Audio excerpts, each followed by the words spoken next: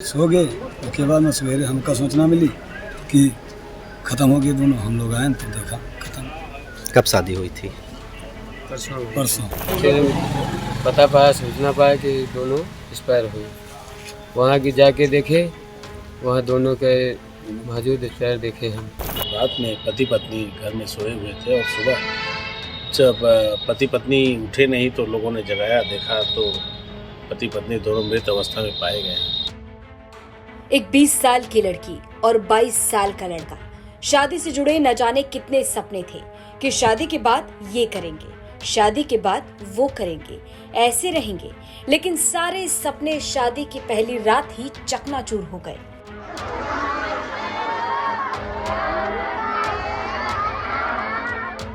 जिस घर में एक दिन पहले खुशियों का माहौल था, आज वहां मातम पसरा है। एक रात में सब कुछ बदल गया। एक नए नवेले जोड़े को ब्याह करके खुशी खुशी लाए थे, लेकिन अब वो दुनिया में नहीं रहा। बहराइच के कैसरगंज क्षेत्र के गोढ़िया नंबर 4 गांव में एक सनसनीखेज मामला सामने आया है। यहाँ कल के ब्याह कर घर आई बहू अपने पति के साथ सुहागरात के लिए कमरे में गई। अगले दिन सुबह दोनों के शव बिस्तर में मिले, जिसके बाद हड़कंप मच गया। जैसे बहन का शादी किया रहा, गौना गवा रहा है, और उसके बाद में लोग खाए पिए सो गए। उसके बाद में सवेरे हमका सूचना मिली कि ख़त्म हो गए दोनों। हम लोग आए तो देखा ख़त्म। कब शादी हुई थी? परसों। तो अकेले आपकी जो है बहन ख़त्म हुई है या और कोई भी? नहीं, बहनों भी ख़त्म हुआ। सूचना मिली तो आप लोग गए, वहाँ क्या देखा आप लोगों ने? दोनों साथ में ख़त्म हुए। इस पर थे, दोनों साथ में लेटाए थे। हमारे साली का घटना हुआ, 30 तारीख को शादी हुई, तो 31 तारीख को विदाई हुई। और फिर उसके दूसरे दिन फिर पता पाया, सूचना पाया कि दोनों एक्सपायर हुए। वहाँ की जाके देखे, वहाँ दोनों के मौजूद एक्सपायर देखे हम। उसके बाद में सब कहीं से चेकिंग किया, कहीं ना जहर का सूचना आया, ना फांसी का सूचना आया। हम दोनों कुछ नहीं कार्रवाई आगे का नहीं किया। क्या लग रहा है आपको? हमको जब कुछ दिखाई नहीं रहा है, जब उसमें मिल नहीं रहा है, तो हम लोग क्या बताएं कि क्या उसमें हुआ है। कमरे में संदिग्ध परिस्थितियों में दोनों की लाश मिलने के बाद बवाल मच गया।